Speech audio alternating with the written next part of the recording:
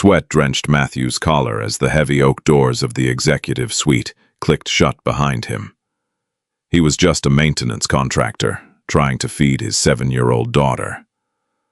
But when he pushed open the frosted glass of the private washroom, his heart stopped. There stood Linda Croft, Seattle's most ruthless billionaire, half unzipped from a silk gala gown. As her security team's boots pounded down the hallway to arrest him, Matthew dropped to his knees. "Please, I have a daughter." The rain in Seattle didn't just fall, it oppressed. It beat against the rusted roof of Matthew's 2012 Ford Econoline van, with a rhythmic, unforgiving thud. Inside the damp cabin, the heater rattled, struggling to push out lukewarm air. Matthew adjusted the rearview mirror, his tired, grease-stained fingers lingering on the glass. In the back of the van, curled up on a makeshift bed of moving blankets and a faded Spider-Man sleeping bag, was Lily. She was 7 years old, clutching a battered stuffed rabbit, her chest rising and falling in peaceful, ignorant sleep. Matthew's heart ached with a familiar, heavy guilt. No child should be sleeping in the back of a commercial plumbing and HVAC van at 2 in the morning. But childcare was a luxury that belonged to a previous life, a life before his ex-wife, Sarah, cleared out their joint savings account and ran off to Dubai with a mid-level executive from Morgan Stanley, leaving Matthew with a mountain of fabricated credit card debt and sole custody of a daughter she hadn't looked back at once. "I'll be quick, bug," Matthew whispered to the sleeping girl, though he knew she couldn't hear him. He double-checked the van's locks, leaving the engine running just enough to keep the heat on, and stepped out into the biting November wind. Towering above him was the Croft Logistics Tower, a sleek, 65-story monolith of black glass and steel that dominated the downtown skyline. It was the crown jewel of Linda Croft, the 34-year-old heiress and CEO who had transformed her father's regional shipping company into a global supply chain empire. Matthew worked for Cascade Elite Maintenance, a subcontractor that handled the dirty work the building's pristine in-house staff wouldn't touch. Tonight's emergency work order was highly specific and highly lucrative, a malfunctioning condensation line in a bespoke Italian climate control system on the 64th floor, the executive penthouse. "You're late." Hayes, the night watchman, a burly man named Higgins, grunted as Matthew pushed through the service entrance. "Traffic on the I-5 plus the rain." Matthew lied smoothly, swiping his temporary access badge. He didn't mention that he'd spent the last 40 minutes driving around trying to get Lily to fall asleep before parking in the loading dock. "Ah, whatever. The suite is supposed to be empty. Ms. Croft is at the Bellevue Charity Gala tonight. Do not touch anything that isn't pipes or wires. The art on those walls is worth more than your entire bloodline." Higgins handed over a heavy ring of brass master keys. "Fix the leak over the server closet, patch the drywall, and get out. You have until 4 a.m. Matthew nodded, hoisting his heavy canvas tool bag over his shoulder. He stepped into the service elevator, the fluorescent lights buzzing overhead. As the metal box shot upward, his stomach tightened. The job paid a flat rate of $800 for emergency after-hours service. If he got this done, he could pay off the final installment of Lily's pediatric dentist bill and finally get the van's transmission looked at. The elevator pinged, and the doors slid open to a world Matthew felt entirely alien in. The 64th floor didn't look like an office. It looked like a museum. The floors were polished dark mahogany, the walls lined with abstract canvas paintings and floor-to-ceiling windows that offered a dizzying, rain-streaked view of the Seattle Ferris wheel and the glittering Puget Sound. Matthew unrolled his canvas drop cloth, meticulously ensuring his dirty work boots didn't scuff the imported Persian rug in the corridor.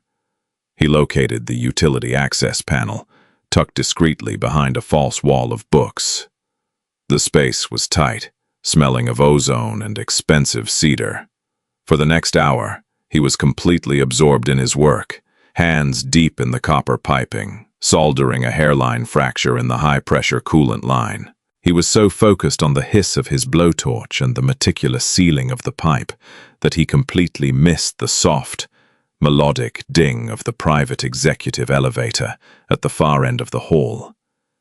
He didn't hear the sharp, rhythmic click of stilettos against the hardwood, nor the heavy, muffled thud of the solid oak doors sealing the penthouse shut from the rest of the world. It wasn't until Matthew had packed away his wrench and stepped out of the utility closet to check the secondary ventilation grate in the adjoining room that the atmosphere shifted. The air in the suite was no longer empty. There was a faint scent of jasmine, expensive champagne, and petrichor. Matthew froze. The secondary grate was located inside the private executive washroom and dressing area, a room he was technically allowed to enter for maintenance, but only if the floor was entirely vacant. Thinking Higgins had come up to check on him, Matthew wiped his grease-stained hands on a rag and stepped toward the frosted glass doors of the washroom. "Higgins? I'm almost done with the—" Matthew pushed the glass door open. The words died in his throat, replaced by a suffocating, icy panic. The private washroom was a sprawling expanse of white marble, gold fixtures, and mirrored walls. Standing in the center of the room, illuminated by the soft, warm glow of vanity lights, was Linda Croft. She wasn't wearing a business suit. She was wearing a breathtaking, emerald green silk gala gown, though at this exact moment, it was halfway pulled around her waist. The zipper had been pulled down to the small of her back, exposing a vast expanse of pale skin, the sharp curve of her spine, and the delicate lace of her undergarments. She had one hand reached behind her, struggling with a clasp, her dark hair cascading over her bare shoulders in loose, elegant waves. At the sound of the door opening, Linda froze. For a fraction of a second, the room was suspended in terrifying silence. The only sound was the drumming of the rain against the floor-to-ceiling windows. Matthew's brain misfired. He was a man who prided himself on quick thinking, on keeping his head down and doing his job. But the sheer shock of the situation rooted his work boots to the marble tiles. He was standing in a billionaire's private sanctuary, covered in soot and grease, staring at her in a state of undress. Linda turned her head, her piercing ice-blue eyes locking onto his. The expression on her face transitioned instantly from surprise to absolute, glacial fury. "Get out," she whispered, her voice dangerously quiet. I am so sorry. The front desk said." Matthew stumbled backward, his heavy tool bag catching the edge of a golden towel rack. The rack clattered violently to the floor, the sound echoing like a gunshot in the pristine room. Linda didn't scream. She didn't cower. Instead, with a fluid, terrifying calm, she pulled the silk fabric of her dress up over her chest and slammed her palm against a discreet red panic button mounted beneath the marble vanity. Instantly, the penthouse was bathed in a pulsing, silent, red strobe. "Wait, please, Ms. Croft. I'm the maintenance contractor. The AC—" "Security," Linda said clearly into a hidden microphone, never breaking eye contact with Matthew. "There is an intruder in my private dressing room. Armed response, now." "No! No! No!" Matthew panicked, holding his hands up. "Look at my shirt! Cascade Elite! I have the work order! I swear to God, I didn't know you were here!" The sound of heavy, tactical boots thundering down the mahogany hallway echoed through the suite. Matthew knew the reputation of Croft and Reynolds' private security detail. They weren't standard mall cops. They were ex-military contractors hired to protect intellectual property and high-value targets. Within seconds, the frosted glass doors were violently shoved open. Two massive men in tactical suits burst into the room. Before Matthew could even form another sentence, a wall of muscle slammed into him. The wind was violently knocked from his lungs as he was thrown, face first, onto the unforgiving marble floor. "Hands behind your back! Do not move!" barked one of the guards, pressing a knee brutally into Matthew's spine. The cold steel of zip ties bit into Matthew's wrists as they were wrenched behind him. "Clear the room. Ms. Croft, are you unharmed?" the second guard asked, stepping between Matthew and Linda, drawing a matte black taser and pointing it directly at Matthew's temple. Linda had quickly slipped a thick, white terry cloth robe over her dress, tying it tightly at the waist. She looked down at Matthew, her expression unreadable, a mask of pure corporate indifference. "I am fine, Bronson," Linda said smoothly. "Check his bag." Bronson violently dumped Matthew's canvas bag onto the floor. Wrenches, solder, a voltage meter, and a few crumpled receipts spilled out. No weapons, no cameras. "Well, looks like a peeping Tom or a corporate spy," Bronson sneered, hauling Matthew up by his collar so he was kneeling on the marble. "We're calling the Seattle PD. You're looking at felony trespassing, breaking and entering, and whatever else her lawyers decide to staple to your forehead. You're going away for a long time, buddy." The words hit Matthew like a freight train. Going away.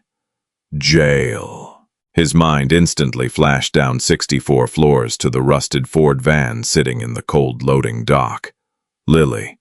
If the police arrested him, they would search his vehicle. They would find a 7-year-old girl sleeping in the back of a commercial van at 2 a.m. In the state of Washington, Child Protective Services would take custody immediately. Given his financial status and lack of a permanent residential address, they had been evicted 3 weeks ago. He would lose her. The foster system would swallow his daughter whole. A primal, suffocating terror ripped through Matthew's chest.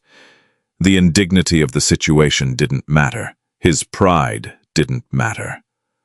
As Bronson began dragging him toward the door, Matthew dug his boots into the floor and threw his weight backward, fighting against the guard's grip.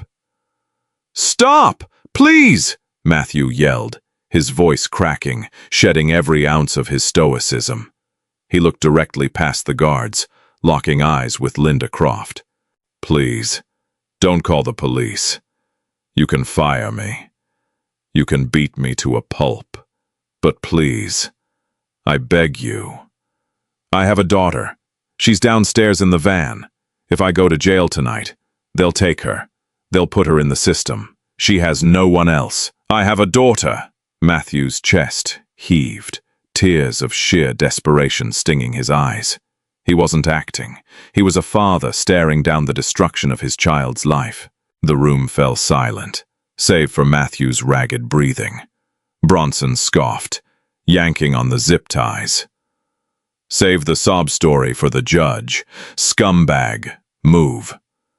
"Wait." The single word cut through the air like a scalpel.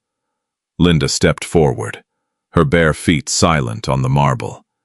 She raised a perfectly manicured hand. "Let him go. Bronson." The guard blinked, confused. "Ma'am, he was in your private." "I said, let him go. Cut the ties." Linda's voice held a dangerous authority that brooked absolutely no argument. Bronson hesitated for a fraction of a second before pulling a utility knife from his belt and slicing the thick plastic binding Matthew's wrists. Matthew slumped forward, rubbing his raw skin, breathing heavily as he looked up at the billionaire. "Wait outside," Linda ordered her security detail. "Both of you, shut the doors. Do not let anyone on this floor. Ms. Croft, that is highly against protocol. Now, Bronson." The guards exchanged a wary glance, but they knew better than to cross Linda Croft. They backed out of the room, shutting the heavy oak doors behind them, leaving Matthew alone with the woman who held his entire world in the palm of her hand. For a long moment, Linda didn't speak. She walked over to her vanity, poured a glass of sparkling water from a crystal decanter, and took a slow sip. She was evaluating him. Her eyes swept over his faded flannel shirt, the dark grease stains on his jeans, the worn-out soles of his boots, and finally, the raw, unfiltered panic still vibrating in his jaw. "What is your name?" she asked, leaning against the marble counter. "Matthew. Matthew Hayes." His voice was hoarse. He stayed on his knees, not daring to stand until she permitted it. "And you have a daughter, Matthew Hayes, in a van, in my loading dock." "Yes, ma'am. Lily. She's 7. I couldn't afford a sitter. I needed this job to pay her medical bills. I swear on my life. I didn't know you were in here. The front desk said you were at a gala." "I left early," Linda said coldly. "The gala was utterly tedious, and I had a headache. So I returned to my private suite, expecting privacy, only to find a strange man in my dressing room. I was checking the secondary ventilation grate." Matthew pointed to the brass fixture above the shower. "The condensation line in the hall connects to it. I'm sorry. I'll leave. You'll never see me again." He moved to stand up, but Linda's voice pinned him down. "I didn't say you could leave." Matthew froze. He looked up at her. Beneath the surface of her icy, composed exterior, he saw something else. Wheels were turning. She was a woman who built algorithms for global shipping routes. Her mind operated 10 steps ahead of everyone else. Right now, she was calculating something that involved him. "You said if you go to jail tonight, you lose your daughter. That implies a lack of familial support, a lack of resources, a lack of stability," Linda deduced smoothly, swirling the water in her glass. "Are you in debt?" Matthew swallowed hard. "Yes. How much? Why does that matter?" "Answer the question." $42,000, Matthew muttered, the shame burning his cheeks. "My ex-wife took out loans in my name before she vanished. I've been chipping away at it, but the interest." Linda set her glass down. She walked slowly toward him, her white robe trailing against the floor. She stopped just inches from him, forcing Matthew to look up into her striking, ruthless eyes. "I have a problem, Matthew," Linda said, her tone shifting from anger to a sterile, business-like cadence. "A rather massive, multi-billion-dollar problem. My chief operating officer, Gregory Pierce, has recently launched a hostile internal campaign to strip me of my CEO title." Matthew frowned, confused as to why one of the richest women in the world was explaining boardroom politics to a sweaty HVAC repairman. "I don't understand." "You don't need to understand the intricacies," Linda snapped lightly. "What you need to understand is the morality clause. Croft Reynolds is a legacy company. My father built it on traditional, conservative values. 3 days ago, a fabricated tabloid story leaked, claiming I have been engaging in illicit affairs with married politicians in Europe to secure shipping contracts. It's a lie engineered by Gregory to trigger a vote of no confidence at the board meeting next Friday." Linda paced away, crossing her arms tightly over her chest. "Gregory has convinced the board that I am a volatile, reckless woman who needs to be removed for the sake of our shareholders. I need to prove stability. I need to prove that my personal life is spotless, grounded, and unimpeachable." Matthew slowly stood up, keeping his distance. "So, sue the tabloids. Show them the proof. Litigation takes years. The board vote is in 7 days," Linda said, turning back to him. Her eyes locked onto his face, scanning his rugged features, the broadness of his shoulders, the exhaustion in his eyes. I was going to hire an actor. But actors are risky. They talk. They want fame. They slip up, Linda murmured, almost speaking to herself. Then, she focused entirely on Matthew.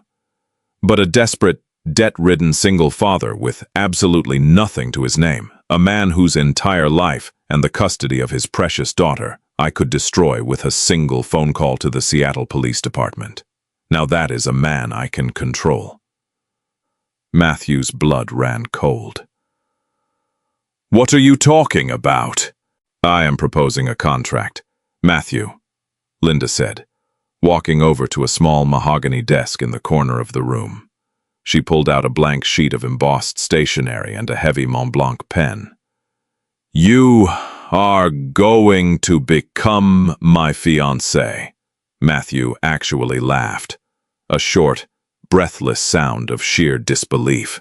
"You're crazy. I'm a maintenance guy. I live in a van. Nobody is going to believe that a billionaire is marrying me. They will believe it because it's a brilliant PR narrative," Linda countered immediately, her eyes flashing with a predatory brilliance. The ruthless billionaire tamed by the humble, hardworking, devoted single father. It grounds me. It makes me human. It shatters Gregory's narrative of me being a reckless homewrecker. And it proves to my conservative board that I value family above all else. No.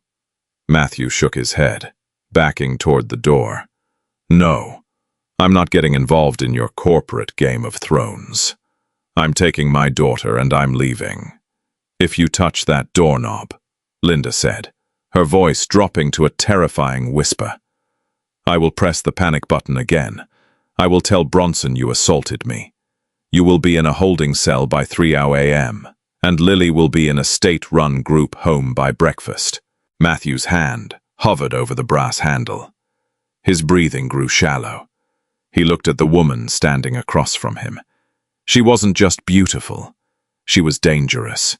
She was a shark who had smelled blood in the water, and Matthew was bleeding out. "You wouldn't do that to a kid," Matthew whispered, his voice shaking.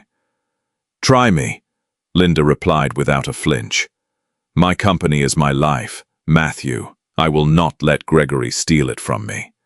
I will do whatever it takes to protect my empire." Matthew closed his eyes. The image of Lily's face, clutching her stuffed rabbit in the cold van, burned into his mind. He was trapped. There was no escape hatch, no alternate route. "What are the terms?" Matthew asked, his voice hollow. Defeated, Linda's lips curved into a tiny, victorious smile. "For the next 6 months, you will move into my estate in Medina. You and your daughter. You will attend public events, galas, and board dinners as my devoted partner. You will smile for the cameras. You will look at me like you love me. And in return?" She uncapped the Mont Blanc pen and scribbled a number on the stationery, sliding it across the marble counter toward him. Matthew walked over and looked down at the paper. His heart stopped for the second time that night. $2,000. "I will clear your $42,000 debt by sunrise," Linda said softly, standing close enough that he could feel the heat radiating from her. "And at the end of the 6 months, when the board is secured and we have an amicable breakup, you will walk away with $2 million in a private offshore account. Your daughter will never sleep in a van again. Her medical bills, her college tuition, her future secured forever." Linda held out the pen. "So, Matthew Hayes, do we have a deal, or do I call Bronson back in?" Matthew stared at the pen. It felt heavier than any wrench he had ever lifted. He was signing away his soul to a woman who terrified him. A woman entirely devoid of a heart. But he wasn't doing it for himself. Matthew reached out, his grease-stained fingers wrapping around the polished silver pen. He leaned over the marble counter, pressed the pen to the paper, and signed his name. "Good," Linda whispered, her eyes gleaming with dark triumph. "Now, go get my stepdaughter out of the rain." The drive across the SR 520 floating bridge was a surreal, rain-slicked blur. Matthew gripped the steering wheel of his rusted Ford van, his knuckles white, following the taillights of Linda Croft's sleek, armored Mercedes Maybach. In the back, Lily was still fast asleep, completely unaware that her father had just sold his life to a billionaire to keep her out of the foster system. Matthew's phone vibrated in the cup holder. He glanced down. It was an automated email alert from his bank. Debt settlement confirmation, $42,150. His balance, which had been in the red for 2 agonizing years, now read 0. True to her word, Linda's financial team had wiped his slate clean before they even reached the Medina city limits. The Maybach turned onto a private, tree-lined road, approaching massive wrought iron gates that silently glided open. Matthew followed, his van's faulty exhaust pipe coughing loudly against the pristine silence of the estate. The driveway wound through acres of manicured, moonlit gardens before opening up to a sprawling, modern architectural marvel of glass, dark wood, and stone overlooking Lake Washington. As Matthew parked his beaten-up work vehicle next to a row of luxury SUVs, a sharp sense of imposter syndrome hit him like a physical blow. He stepped out into the damp air, opened the side door, and gently scooped Lily into his arms. She mumbled softly, burying her face into his worn flannel jacket. Linda was waiting for him under the towering portico. She had traded her damp gala gown for a tailored cashmere trench coat, looking every bit the untouchable CEO. Flanking her was an older, rigidly postured man in a pristine suit. "This is Winston, my estate manager," Linda said, her voice devoid of the adrenaline that had fueled their confrontation at the office. "He will show you to the East Wing. It has been secured for you and the child." "Lily. Her name is Lily," Matthew corrected, his voice a low, protective rumble. Linda's ice-blue eyes flicked to the sleeping girl in his arms. For a fraction of a second, Matthew thought he saw a flicker of hesitation in the billionaire's gaze, a complete lack of comprehension on how to interact with a child. But it was instantly buried under her corporate armor. "Winston has arranged a pediatrician to visit tomorrow morning to ensure she has everything she needs," Linda continued smoothly. "Breakfast is at 7 sharp. We have a great deal of work to do." Without waiting for a response, she turned and disappeared into the cavernous house. Winston led Matthew through a maze of vaulted hallways adorned with modern art and imported marble. When they finally reached the East Wing, Matthew stood paralyzed in the doorway of their suite. It was the size of a luxury apartment. There was a king-sized bed wrapped in Egyptian cotton, a marble fireplace, and a secondary bedroom decorated in soft pastels, complete with a terrifyingly expensive-looking dollhouse. "If there is anything else you require, Mr. Hayes, you need only press the call button on the nightstand," Winston said with a polite, measured bow, before quietly shutting the door. Matthew laid Lily down on the plush mattress of the secondary room, pulling a heavy down comforter over her shoulders. He sat on the edge of the bed for a long time, listening to the soft rhythm of her breathing. He had done it. She was safe. She had a roof over her head, warmth, and a future. But as Matthew walked into the master bathroom and looked at his exhausted, grease-stained reflection in the mirror, the reality of his $2 million bargain settled heavily in his gut. He was trapped in a gilded cage, and tomorrow he had to convince the world he belonged here. At 7:02 a.m., the tranquility of the estate was shattered by an army. Matthew had barely finished his coffee when a team of stylists, tailors, and PR consultants swarmed the East Wing. Linda stood by the grand windows of the sitting room, sipping espresso and orchestrating the chaos with ruthless efficiency. The beard stays, but trim it. We want rugged, not homeless, Linda ordered, pointing a manicured finger at a terrified barber. And burn those boots. I want him in Tom Ford, Brioni, and Loro Piana. Understated luxury. He's a blue-collar man who values quality, not a newly wealthy show-off. Matthew sat rigidly in a leather chair as a tailor pinned a charcoal gray suit jacket around his shoulders. "Do I get a say in any of this?" he grumbled, wincing as a pin pricked his bicep. "No," Linda replied simply. She walked over and tossed a thick, leather-bound binder onto his lap. "That is your dossier. Memorize it.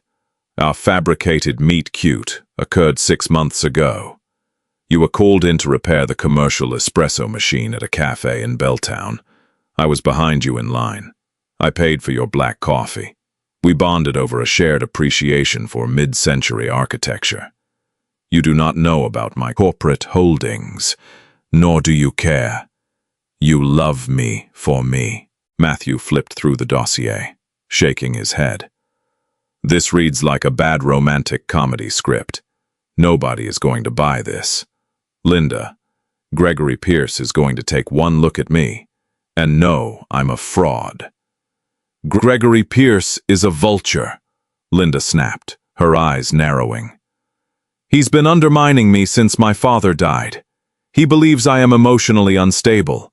Your job is to prove that I am a grounded, family-oriented woman. You are my anchor. Act like it." Before Matthew could respond, Winston appeared in the doorway, his usual calm demeanor fractured. "Ms. Croft, apologies for the interruption. Gregory Pierce's vehicle just pulled past the main gates. He bypassed security, claiming he had emergency board documents requiring your immediate signature." Linda's posture went rigid. "He's ambushing me. He wants to see if the tabloids are right, if I spent the night alone in a downward spiral." She turned to Matthew, her mask of absolute control slipping for just a second. "Get dressed, now." 10 minutes later, Linda was standing in the grand foyer, radiating cold fury as Gregory Pierce walked through the double doors. Gregory was a man in his late 50s, with silver hair, a predatory smile, and a bespoke suit that cost more than Matthew's van. "Linda, darling," Gregory purred, offering a mock-sympathetic smile. "I am so sorry to intrude on a Sunday morning, but given the disastrous tabloid leaks yesterday, I thought it best I check on you. The board is quite anxious. We can't have our CEO suffering a nervous breakdown. I assure you, Gregory, I am perfectly fine," Linda said, her voice sharp enough to cut glass. "And my legal team is already handling the defamation." "Of course," Gregory chuckled softly, looking around the empty foyer. "Though it is a rather large, lonely house to weather a scandal in all by yourself." "She's not by herself," the deep, gravelly voice echoed from the grand staircase. Gregory's head snapped up. Matthew descended the marble stairs slowly, the charcoal Tom Ford suit fitting his broad, muscular frame like a second skin. His hair was styled, his beard sharply trimmed, but his eyes carried the hardened, street-smart edge of a man who had fought for every scrap he ever had. He walked directly to Linda, slipping a heavy, protective arm around her waist. He felt her flinch in surprise before instantly leaning into his touch, playing the part. "And who might you be?" Gregory asked, his smug smile faltering, his eyes darting between Linda and the imposing man beside her. "Matthew Hayes," Matthew said, extending a hand. His grip was entirely uncompromising, fueled by years of manual labor. He squeezed Gregory's hand, just hard enough to make the older executive wince. "Linda's fiancé." Gregory yanked his hand back, his face flushing. "Fiancé? Linda, you never mentioned." "We've been keeping it private," Linda lied effortlessly. resting her hand on Matthew's chest. Matthew values his privacy. But given the ridiculous rumors you've been so desperately peddling to the board, Gregory, we decided it was time to step into the light. Gregory's eyes narrowed into slits. He looked Matthew up and down, searching for a crack in the armor. Fascinating. Tell me, Mr. Hayes, what firm are you with? I don't believe we've crossed paths at the country club. I don't belong to a country club, Greg, Matthew said, deliberately dropping the formal title to assert dominance. I run a private contracting business, tangible assets, building things with my own hands. I leave the paper pushing and the boardroom gossip to guys like you. Linda stifled a genuine gasp of surprise. It wasn't in the dossier. Matthew was improvising, leaning into his blue-collar reality but spinning it as a wealthy, private contractor. Gregory's jaw tightened. He had come expecting to find a broken, panicked CEO. Instead, he found a united front, guarded by a man who looked like he could snap Gregory in half and not lose any sleep over it. Well, Gregory muttered, adjusting his silk tie. We shall see how this sudden romance plays out. The annual foundation gala is tomorrow evening. The entire board will be there. I assume you will be bringing your new fiancée, Linda. We wouldn't miss it, Matthew answered for her, his voice low and dangerous. I look forward to getting to know you better. Mr. Hayes, Gregory said, turning on his heel. See yourself out, he added to empty air, marching back to his SUV. As the heavy doors clicked shut, the silence in the foyer was deafening. Linda stepped away from Matthew, her chest heaving slightly as she processed what had just happened. She stared at him, her ice-blue eyes wide with a mixture of shock and newfound respect. That was not in the dossier, she breathed. Matthew loosened his silk tie, the adrenaline fading into a weary sigh. Your dossier was weak. Guys like Gregory don't respect polite, mid-century architecture enthusiasts. They respect teeth. You hired me to play a part. Linda, let me play it. For the first time since Matthew had met her, the ruthless billionaire didn't have a sharp comeback. She simply nodded, recognizing that she had vastly underestimated the man she bought. The Croft Foundation Gala was the social event of the Seattle elite, held in the cavernous, glass-domed atrium of the Museum of Flight. 100 paparazzi swarmed the velvet ropes, their camera flashes exploding like a strobe-lit thunderstorm as Linda's Maybach pulled up to the red carpet. Inside the car, the tension was thick enough to choke on. Linda was wearing a breathtaking, backless, midnight blue gown, diamonds glittering at her throat. Yet, despite her flawless exterior, Matthew could see the slight tremor in her hands where they rested on her lap. This was the proving ground. The entire board of directors was waiting inside. If Matthew slipped up, if the tabloids smelled blood, Gregory would call for a vote of no confidence, and Linda would lose the empire she had bled for. Are you ready? Linda asked, her voice tight, devoid of its usual icy confidence. Matthew looked at her. He didn't see a billionaire in that moment. He saw a woman terrified of losing her child, because Croft Reynolds was her child. It was the only thing she had left of her father. Matthew understood that kind of protective desperation on a molecular level. Without thinking, Matthew reached across the leather seat and took her hand. His rough, calloused fingers enveloped hers. He rubbed his thumb gently over her knuckles, a grounding, steadying motion. Linda froze. Her breath hitched. She looked down at their joined hands, then up into Matthew's eyes. The warmth of his touch sent a completely unscripted shockwave through her chest. Nobody touched her like that. Nobody comforted her. She was always the shield, never the one being shielded. "I've got you," Matthew said quietly, his voice a steady rumble. "Just follow my lead." The door opened. The roar of the paparazzi hit them like a physical wave. Matthew stepped out first, buttoning his suit jacket before turning and offering his hand to Linda. As she stepped onto the red carpet, he pulled her seamlessly against his side. The cameras went wild. "Linda, over here! Who's the mystery man?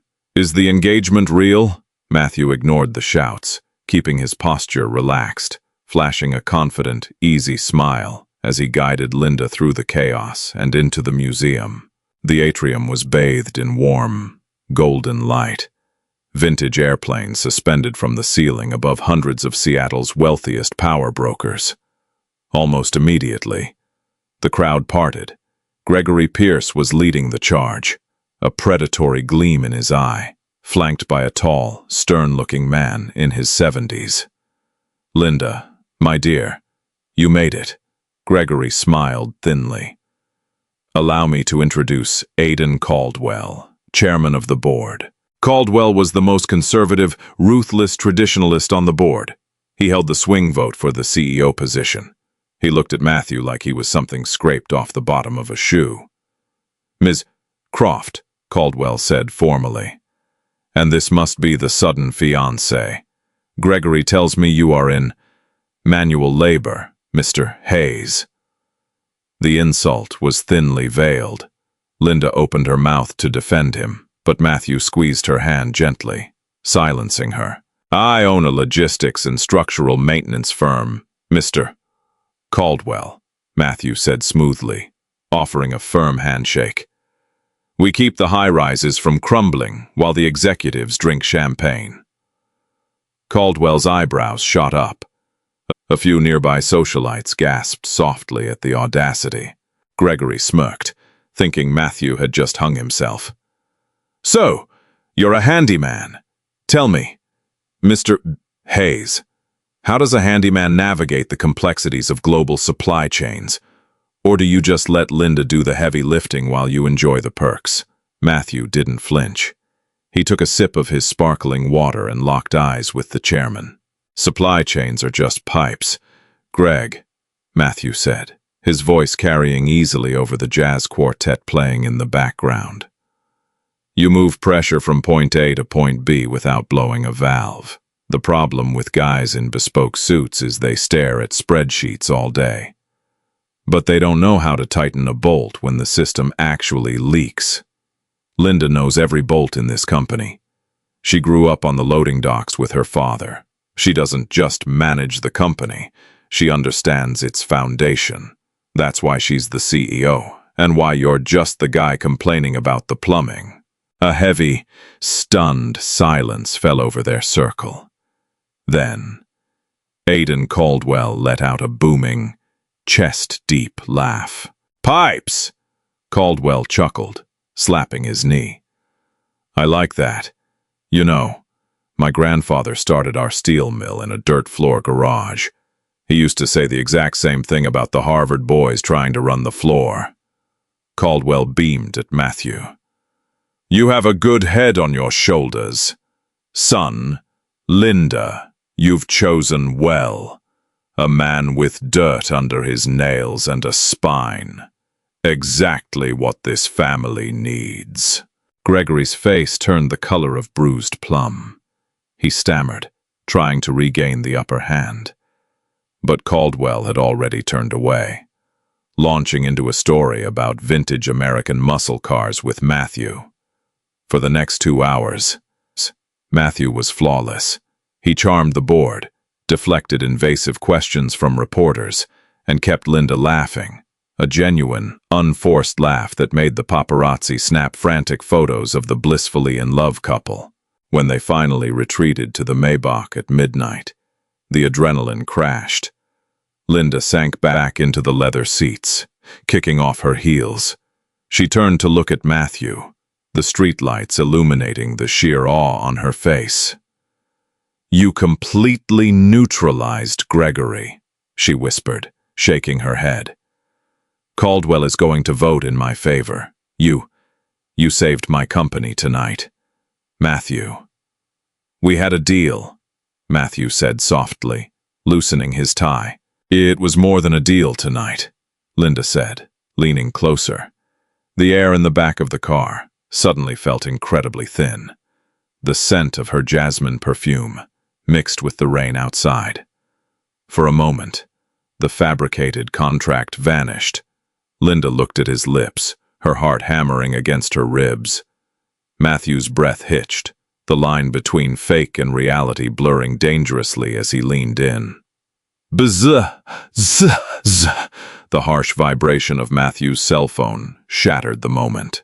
Matthew blinked, breaking the trance. He pulled his phone from his pocket, his brow furrowing as he looked at the screen. It was a text message from an unknown number. He opened it, and the blood instantly drained from his face. Saw you on the news tonight, Davy, looking rich. I want half, or I'm going to the press to tell them exactly who you are. We need to talk about my daughter. Sarah. Linda saw the sheer panic wash over his face. Matthew, what is it? What's wrong? Matthew stared at the screen, his chest tightening as the ghost of his past rose from the grave to destroy the fragile, multi-million-dollar sanctuary he had just built for Lily. My ex-wife, Matthew whispered, his voice trembling. She's back. The oppressive silence in the back of the Maybach was broken only by the rhythmic swish of the windshield wipers. Matthew stared at the glowing screen of his phone, the text message from his ex-wife searing into his retinas. Saw you on the news tonight, Davy. Looking rich. I want half, or I'm going to the press to tell them exactly who you are. We need to talk about my daughter, Sarah. Matthew. Linda's voice was sharp, pulling him out of his spiraling panic. Who is Sarah, and why do you look like you're about to be sick? My ex-wife, Matthew rasped, the words tasting like ash in his mouth. She left us 2 years ago, drained the accounts, took out loans in my name, and vanished to Dubai with a banker. She hasn't called once, not on Lily's birthdays, not when Lily had pneumonia. Nothing. He handed the phone to Linda. Her ice-blue eyes scanned the message, and instantly, the brief warmth they had shared on the red carpet evaporated, replaced by the calculating, ruthless CEO. She wants a payout, Linda deduced, her tone completely devoid of emotion. She saw the paparazzi photos of us at the gala. She knows you were a broke maintenance contractor yesterday and my fiancé today. She smells a PR stunt, and she wants blood money to keep quiet. I can't let her near Lily. Matthew's voice broke, the tough exterior he had maintained all night finally fracturing. He leaned forward, burying his face in his hands. If she goes to the press, the board will vote you out. But worse, she'll file for custody just to use Lily as leverage against me. Sarah is a shark. She knows I'd do anything to keep my little girl. Linda didn't offer a platitude. She didn't pat his shoulder. She simply tapped her manicured nail against the leather armrest, her mind already executing 1,000 defensive algorithms. Set a meeting with her, Linda commanded. Tomorrow at noon, public place, low end, somewhere she feels comfortable, but where my security can maintain a perimeter. Linda, you can't just throw money at Sarah. If you pay her off, she'll bleed us dry forever. She'll realize how much power she holds. Who said anything about paying her? Linda's eyes gleamed in the dim light of the cabin, a terrifying, predatory spark igniting in the dark. She is threatening my company. She is threatening my arrangement. And she is threatening a child sleeping under my roof. Tell her you will meet her. Leave the rest to me. The next day, Seattle was cloaked in a suffocating layer of gray fog. Matthew sat in a cracked vinyl booth at a rundown diner in Sodo, a stale cup of black coffee cooling in front of him. The bell above the door chimed, and Sarah walked in. She looked exactly as she had 2 years ago. though the cheap veneer of luxury had started to peel. She wore designer sunglasses indoors, a faux fur coat, and carried a knockoff Birkin bag. The banker in Dubai must have realized she was a leech and cut her loose. She slid into the booth across from him, pulling down her sunglasses to reveal cold, calculating brown eyes. "Davy," she smirked, looking at his tailored Tom Ford jacket. "I have to admit, you clean up nicely for a guy who used to smell like industrial solvent. A billionaire CEO? Really? I didn't think you had the stomach for a con this big." "What do you want, Sarah?" Matthew asked, his voice dead flat, his hands gripping his coffee mug beneath the table to stop them from shaking. $5 million, Sarah said, without a flinch. "Wired into a Cayman account by Thursday morning. If I don't see the deposit, I go directly to the Seattle Times. I tell them that Linda Croft's glowing new fiancé is a broke, homeless plumber who lived in a van. I tell them it's a desperate PR scam. And then, I file an emergency custody order for Lily." "You don't care about Lily," Matthew growled, leaning forward. "You abandoned her." "I care about leverage, Matthew," Sarah smiled thinly. "A judge will look at a loving mother returning from overseas versus a manipulative father dragging his kid into a corporate fraud scheme. I will win. You know I will. I want the money, Davy. I don't have $5 million. But your new girlfriend does. Tell her to open her purse." Before Matthew could respond, the diner door swung open again. The entire atmosphere of the Greasy Spoon shifted. The few patrons at the counter fell silent as Linda Croft walked in. She was wearing a razor-sharp white Dior suit, an oversized cashmere coat draped over her shoulders like a cape. Flanking her was Bronson, looking massive and lethal in a tailored black suit. Linda didn't look at the other customers. She walked directly to their booth and slid in next to Matthew, her presence suffocating the small space. Sarah's smug smile faltered. "Well, the sugar mama herself." "Sarah," Linda said smoothly, her voice barely above a whisper, yet commanding the entire room. "I do not negotiate with terrorists, and I certainly do not negotiate with deadbeats." Linda gestured to Bronson, who placed a thick manila folder on the table between them. "What is this?" Sarah scoffed, though her hands trembled slightly as she opened it.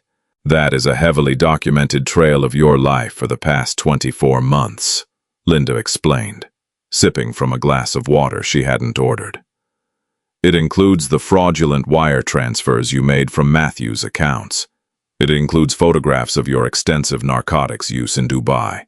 And, most interestingly, it includes bank records showing a sudden, unexplainable deposit of $50,000 into your account 3 days ago." Matthew's head snapped toward Linda. "What?" Linda kept her eyes locked on Sarah, watching the color drain entirely from the other woman's face.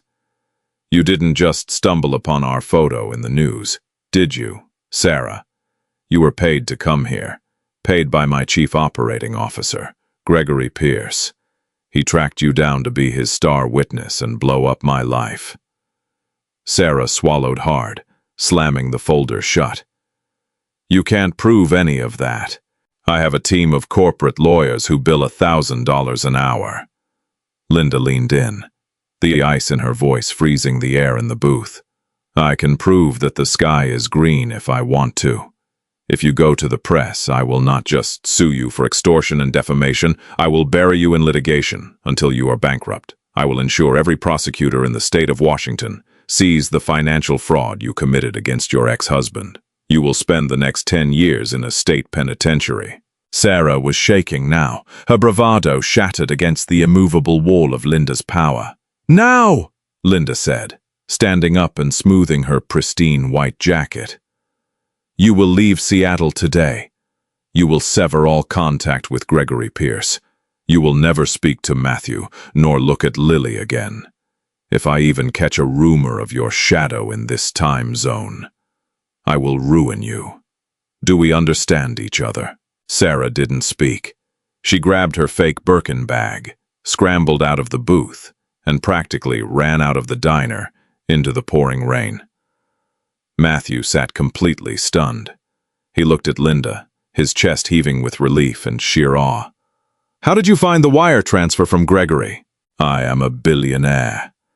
Matthew, I own the banks," Linda said simply. "But we have a much bigger problem now. Gregory isn't just spreading rumors.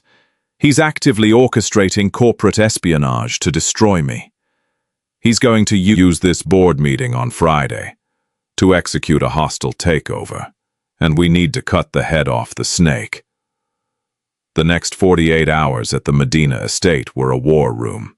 Linda's legal and PR teams occupied the grand dining room, papers scattered across the mahogany table. But despite the chaos, an entirely unexpected dynamic was unfolding in the East Wing. Late on Wednesday night, Matthew walked into Lily's bedroom to find her sitting on the plush rug, playing with her dollhouse. Sitting cross-legged across from the 7-year-old was Linda Croft, still wearing her silk blouse and tailored slacks. Holding a tiny plastic couch, Matthew stopped in the doorway, breathless.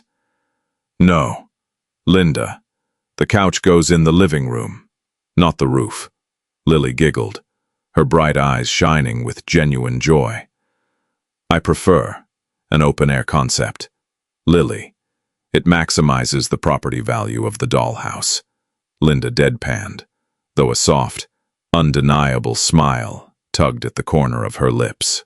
Linda looked up and saw Matthew standing there. For a moment, the armor was completely gone. She looked grounded, human, and devastatingly beautiful. Matthew's heart, which had been hardened by betrayal and poverty, suddenly hammered against his ribs with a profound, terrifying realization. He wasn't just playing a part anymore. He was falling in love with her. Later that night, as the house fell quiet, Matthew found Linda on the terrace overlooking the dark, glassy surface of Lake Washington. He walked out, draped a heavy wool blanket over her shoulders, and stood beside her. "She likes you," Matthew said quietly. "Lily, she hasn't laughed like that in 2 years." Linda pulled the blanket tighter, staring out at the water. "I never wanted children. My father, he loved me. But I was always just a successor to him. I was raised in boardrooms. I didn't know how to be soft. I still don't. You don't have to be soft to be a good person. Linda, you protected my daughter today. You protected me. Nobody has ever fought for us like that." Linda turned to look at him. The cold moonlight caught the sharp angles of her face, but her eyes were remarkably vulnerable. "Gregory knows you're a fake. Matthew, he paid Sarah off, which means he knows our timeline is a lie. On Friday, he's going to stand up in front of Aiden Caldwell and the board, and he is going to demand a vote. If he proves I lied to shareholders about my personal life to manipulate the stock, it's criminal fraud. I lose the company. I lose my father's legacy." Matthew stepped closer, his imposing frame shielding her from the biting wind. "Then we don't give him a fake timeline to attack. We give him something real." Linda frowned, confused. "What do you mean?" "Remember the night we met?" Matthew asked, his voice dropping lower. "I was fixing the condensation leak over the server closet on the 64th floor. Yes, you ruined my evening. While I was up in the utility crawl space, I saw something," Matthew said, his mind clicking the pieces together. "There was a physical hardware tap spliced into the main fiber optic line feeding your executive servers. I didn't think anything of it at the time. I'm an HVAC guy. I assume it leaves wires everywhere. but it was sloppy. High-end enterprise buildings don't leave exposed splicers near water lines. Someone bypassed your network security manually from the inside. Linda's breath hitched. A physical tap. Gregory has security clearance for that floor. If he tapped the servers, he's been stealing proprietary shipping algorithms, embezzlement, corporate espionage. That's how he's been paying off people like Sarah. I can prove it, Matthew said fiercely. I can go back into the crawl space, retrieve the tap, and trace the serial numbers. But we need a distraction. We need to blindside him so hard at the board meeting that he doesn't see the kill shot coming. Linda looked into Matthew's eyes.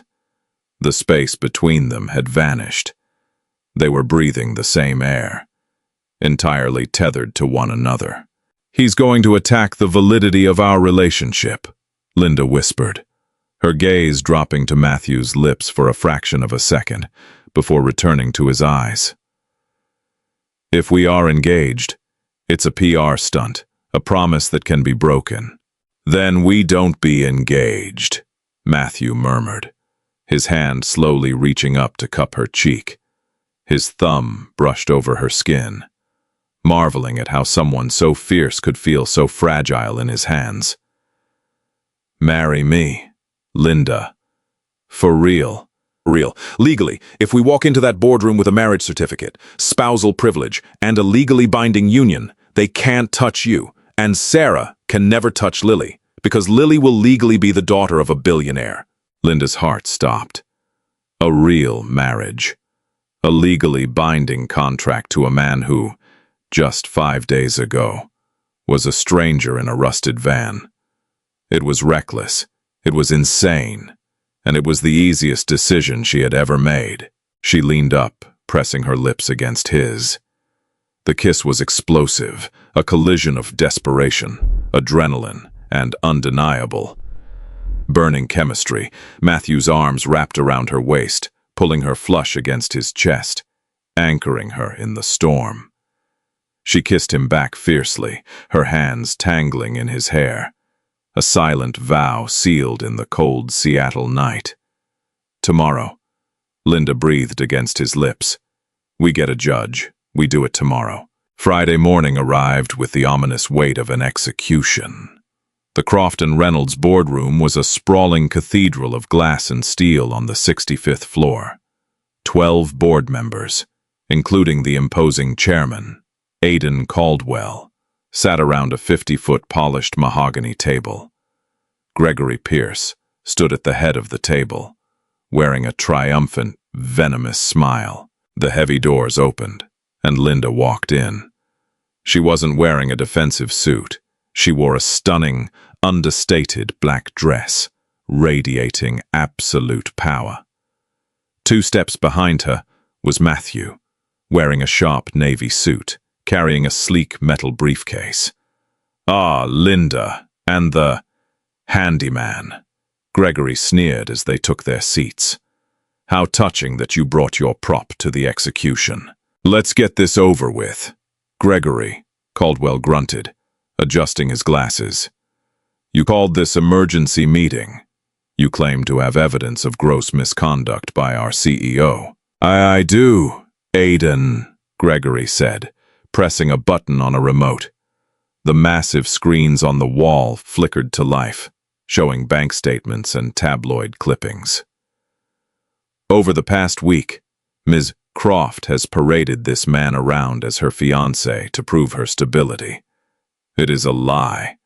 A fraudulent PR campaign engineered to manipulate the board and protect her position. Mr. Hayes is a hired actor, a bankrupt contractor she found in our own loading dock. I had a sworn affidavit from his ex-wife to prove it, though she mysteriously vanished 2 days ago. Regardless, this deception is a violation of the morality clause and fiduciary trust. Murmurs of outrage rippled through the board. Caldwell looked at Linda, his brow furrowed in deep disappointment. Linda, is this true? Linda stood up slowly. She didn't look at the screens. She looked directly at Gregory. It is true that I met Matthew in this building. Linda said calmly. It is true that our timeline was accelerated, but Gregory's claim that our relationship is a fraudulent PR stunt is entirely false. She reached into her designer handbag, pulled out a thick, embossed piece of paper, and slid it across the mahogany table toward Caldwell. "Matthew is not my fiancé," Linda said, her voice echoing in the silent room. "He is my husband. We were legally married yesterday afternoon by a King County Superior Court judge." Gregory's face went chalk white. "What? No. That's a trick. It's a sham marriage to save her skin." "A marriage certificate is a legally binding contract, Gregory," Caldwell said, inspecting the seal on the paper. He looked up at Matthew, a glimmer of respect returning to his eyes. "You actually married her, son?" "For better or worse," Matthew said, his voice steady, his eyes locking with Linda's in a moment of genuine warmth. "This is irrelevant," Gregory shouted, his composure shattering. "She is reckless. She is emotionally unfit to run this empire." "Speaking of reckless," Matthew interrupted, stepping forward and placing the metal briefcase on the table. He popped the latches. Inside was a scarred, black piece of hardware trailing severed fiber-optic cables. Matthew looked directly at Caldwell. "Aiden, 3 nights ago, I was doing HVAC maintenance on the 64th floor. I found this spliced directly into the executive server mainframe. It's a localized hardware keylogger and data siphon. Whoever installed it bypassed the firewalls physically to steal Croft Reynolds' proprietary shipping algorithms and sell them to competitors." The boardroom erupted into chaos. Caldwell slammed his hand on the table. "Corporate espionage. Who authorized this tap? I had my security team trace the serial number and the data drop location," Linda said smoothly, the trap finally springing shut. She pressed her own remote, overriding Gregory's presentation. The screen flashed to a series of offshore bank accounts and encrypted emails. The data was being routed to a shell company in the Cayman Islands. Linda continued, her voice ringing like a judge reading a death sentence. "A shell company entirely owned by Gregory Pierce. You haven't just been trying to steal my job, Gregory. You've been embezzling millions and committing corporate treason." Gregory staggered backward, looking like he had been shot. This is fabricated. She's framing me. The FBI is waiting in the lobby to discuss exactly how fabricated it is," Matthew said, crossing his arms, looking like an immovable wall of justice. "Bronson is holding the elevator for them." Aiden Caldwell stood up, his face purple with rage. He pointed a shaking finger at Gregory. "You are terminated, Pierce, effective immediately. Security will escort you to the authorities. If you ever set foot in this building again, I will personally throw you off the roof." 2 massive guards entered the room, grabbing Gregory by the arms and dragging the screaming, protesting executive out of the boardroom. The heavy oak doors clicked shut, leaving a stunned, breathless silence in their wake. Caldwell let out a long, heavy sigh, collapsing back into his chair. He looked at Linda, then at Matthew. "Well," Caldwell muttered, adjusting his tie, "I suppose congratulations on the nuptials are in order. Mrs. Hayes, shall we move on to the Q3 earnings report?" 3 months later, the rain was beating gently against the floor-to-ceiling windows of the Medina estate. The fire was roaring in the master suite. Matthew stood in front of the mirror, adjusting his tie for a charity gala. He felt 2 soft arms wrap around his waist from behind, and the scent of jasmine filled his senses. Linda rested her cheek against his back, her eyes meeting his in the mirror's reflection. She was no longer the icy, untouchable billionaire. She was radiant, warm, and entirely his. "Lily is asleep," Linda murmured, her hands tracing the muscles of his chest. Winston is watching the monitors. We have about 20 minutes before the car arrives. Matthew turned around, pulling his wife into his arms. He thought about the rusted van, the freezing nights, and the desperate prayer of a father just trying to keep his little girl safe. He had walked into the lion's den expecting to be devoured, but instead, he had tamed the lioness. 20 minutes, Matthew smirked, leaning down to brush his lips against her neck, making her breath hitch. I'm a contractor. Hayes, I can get a lot of work done in 20 minutes. Linda laughed, a pure, beautiful sound, and pulled him down by his tie, sealing the best contract she had ever signed. From a freezing van to a billionaire's penthouse, Matthew risked absolutely everything to save his little girl, and ended up stealing the heart of the most ruthless CEO in Seattle. Linda and Matthew proved that sometimes the most beautiful love stories start with a desperate lie. Did you see that twist with Gregory and Sarah coming? Let us know in the comments below. If you love this dramatic, high-stakes romance, hit that like button, share the video with your friends, and subscribe to our channel for more incredible real-life stories. See you next time.